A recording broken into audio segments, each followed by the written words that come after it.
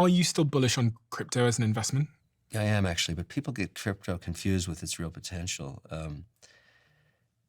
Uh, let's talk about digital payment systems, because what's about to pass first, we are days away from this happening, is the Genius Act, which is actually the Stablecoin Act. It was just passed by the Senate 48 hours ago. It's going back to the House.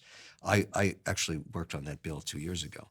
So if that bill passes, it's really nothing to do with speculating on crypto. It's a new form of payment. So if I wanted to order a watch from Simon Britt, who's somebody I buy watches from, he's a master watchmaker.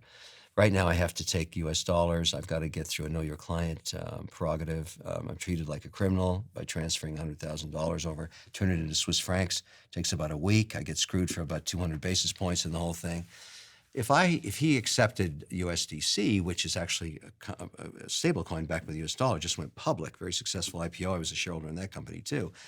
That's one of my best IPOs in the last 2 years. The transaction would happen in less than a second, and the fees would be a hundredth of what the costs are right now. So it's a digital payment system. The price it's no speculation on it. It's backed by the US dollar, treasury bills. So it's sort of a new form of digital payment. That's different than Bitcoin, which is a speculation. If you believe in Bitcoin, you think it's a digital gold and you live through the volatility. I believe in both. I believe that crypto will be the 12th sector of the S&P in some period of time because it provides productivity to all 11 other sectors. So the way I own it is I own the exchanges. My exchange, in one called WonderFi up in Canada, just got acquired last week or 2 weeks ago by Robinhood. I'm happy because I think Vlad, who runs Robinhood's great. And now he's got 1 million plus accounts in Canada, a market that he'd never participated in.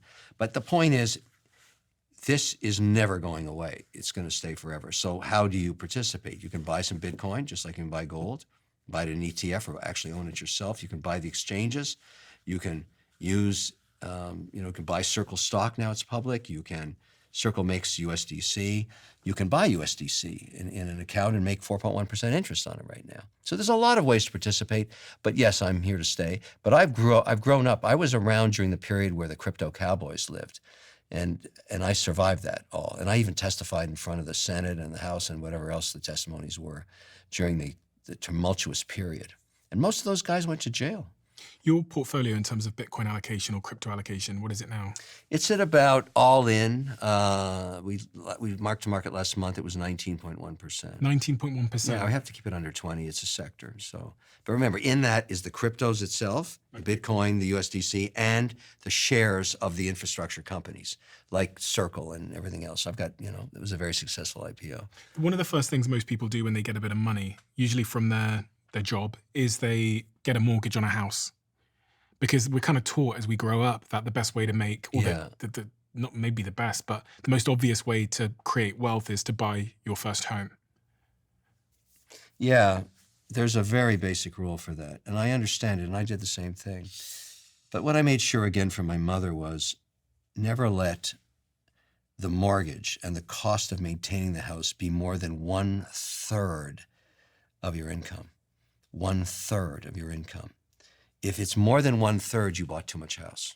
So it's better to buy a house that's maybe it's only going to be 1,900 square feet to start in a neighborhood that you may not want to stay in for the rest of your life, but start to accrue the benefit of real estate from that point of view. Learn how to manage it. Maybe you rent part of it out or whatever, but it can't be more than 1/3 of your income. The mistake that people made, and they're starting to suffer from it now, is when money was so cheap, mortgage rates were under 4%, they were 3.2%, some of them.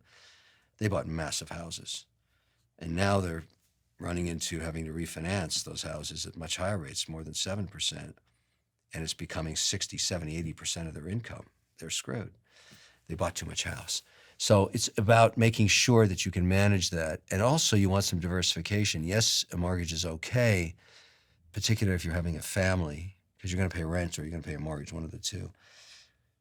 But you want some diversification into starting to build up that investment account for when you retire so that you have something to live off. If you only put aside 15%, if you're making $70,000 a year and you put 15% aside from when you're 25, you'll have over $1.5 million if you just invested it in the stock index, in the S&P 500. That's what history has told you. In what time frame? Your whole career. I mean, you're going to be 65. You're 25, 65. You just stick with that protocol, and you'll watch it grow. You'll watch it grow. You go up and down as the market goes up and down. Some years it'll go flat, whatever. But it's the people that don't even think ahead and find themselves at 45 mired in debt, including a mortgage. You want to get rid of your mortgage in your 40s. Most people's primary investment asset is the house they buy. Is that yes, smart? It is, but it's also the debt they own. It's a primary asset. How much debt does it have on it? It's only the equity value is the asset. So if you're buying a house that's too big and you've only put down 10% and it's 90% mortgage, what do you really own? You really own the 10% at whatever price it is. Sometimes housing goes flat for a while. It's okay, but it's not okay if it's too much house. If you're a 25-year-old and you're on that 70K that you talked about, and your objective was to make money, you don't have kids, you're not in a relationship, would you buy a house? No, I wouldn't, because why do I need a house unless I'm renting it as an income property? I'm buying a house because I'm getting married. I'm going to raise a family. I need a house. I mean, is that the use case for buying a house, you think? I think it is. People, but it's not. There are many people that say, I love real estate. I'm going to buy 3 houses. I'm going to rent them out. That's a different business. And I know people in their 20s that do that. In fact, they're successful. That's all they do. And so that their job is to find houses, buy them, fix them up, and rent them. And they manage that geographically tight portfolio. It happens a lot in student housing, for example. I've got a good friend who's involved in student housing. He's very successful. He just focuses on one aspect, buildings that rent to students, and he manages it. And he, raises a family. He's successful, but that's one thing he does. That's not the same as saying I'm going to buy a house because I just got married and I'm going to have a child in the next 24 months. Then you should have a house. But if you said to me, I'm single, I want to make money, I wouldn't buy a house. That's not the number one asset class. I think I'd get a diversified portfolio and just ride the pony with that for a while until I meet that special person I'm going to, raise a family with. And then I have a little nest egg I can work with. I mean,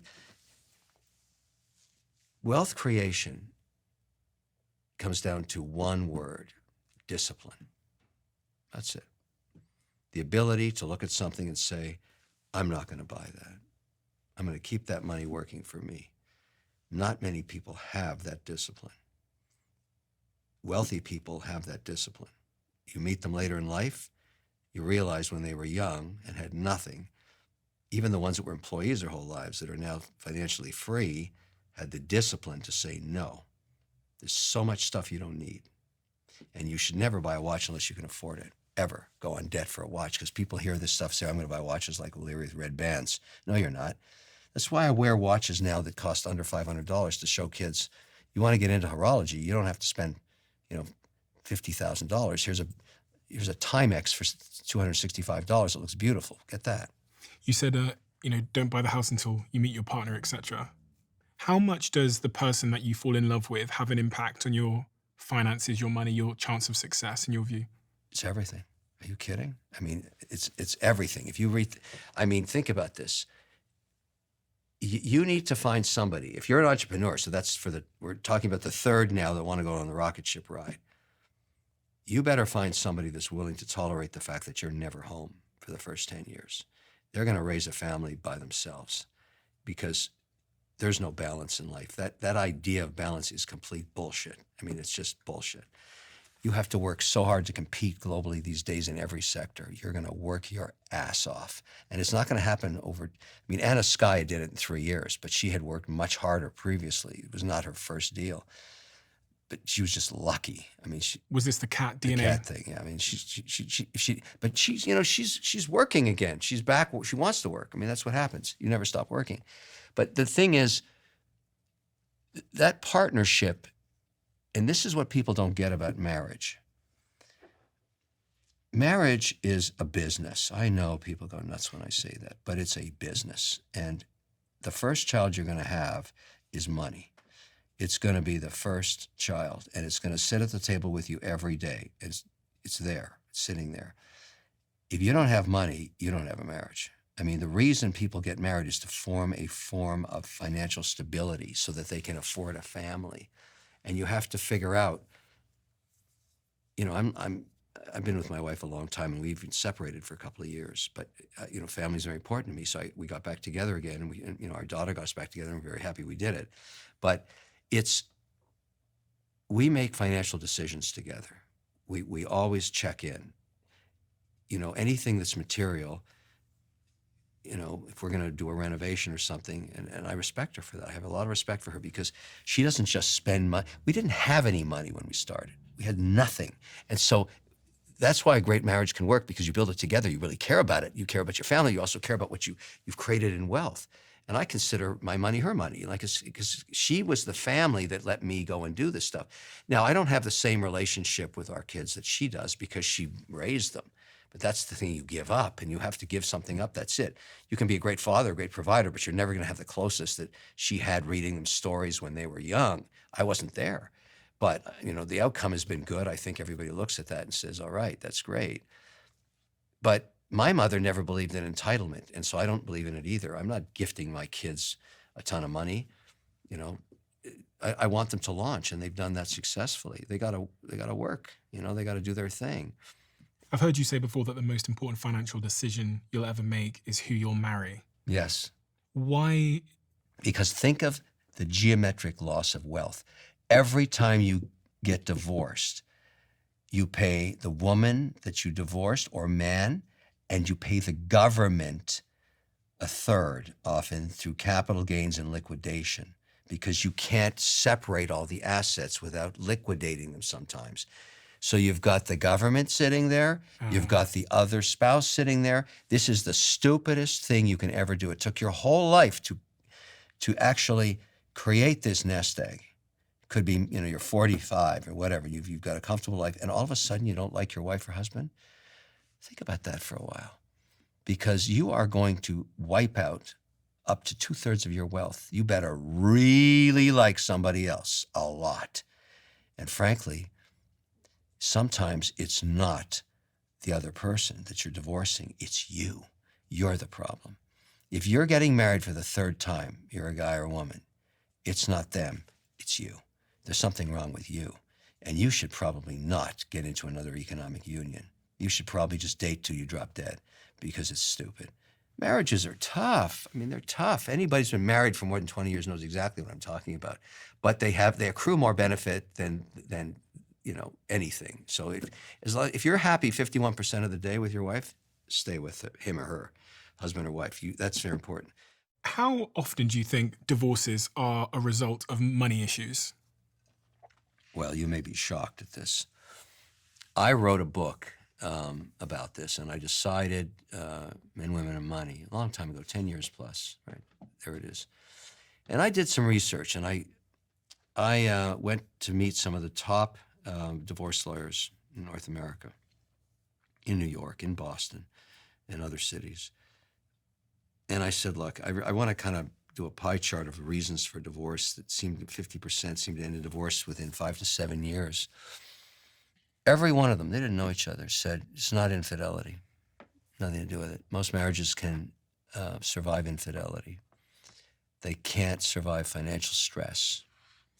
And so what happens invariably is you fall in love, but you didn't do any due diligence on that person's spending habits or their financial history, because l'amore is so wonderful in the early days. You didn't do any diligence on their family or them or their brother or bankruptcy in the past or whatever it is. And then you get married, and the euphoria starts to wear off, and you notice that the other is outspending you, just buying a lot of stuff beyond your means. And that starts the first friction. And then that credit card comes in with $100,000 on it at 23% interest, and another purse was bought or whatever the hell it is. And you're starting to sink, because you may have married somebody who can't stop spending. This is just a typical. There are people that have no discipline. They just can't. They got to have the boat, they got to have this, they got to have that, and they pressure their other to say, look, I want to keep up with the Joneses next door, even though they may only each have a salary of $100,000 each. Can't do it. And they have kids, and they're trying to put them through college. That's divorce. That's why almost 90% of unions break up is that classic financial pressure. And divorce gets them out of that mess because they can no longer spend on your credit card anymore, but it's a horrible way to go. So I'm an investor in a company called Hello Prenup that does prenups for women. And prenups force during the euphoric period diligence. It's that simple. You're going to find out if that person has a financial problem going into the marriage. They have to disclose their financial background.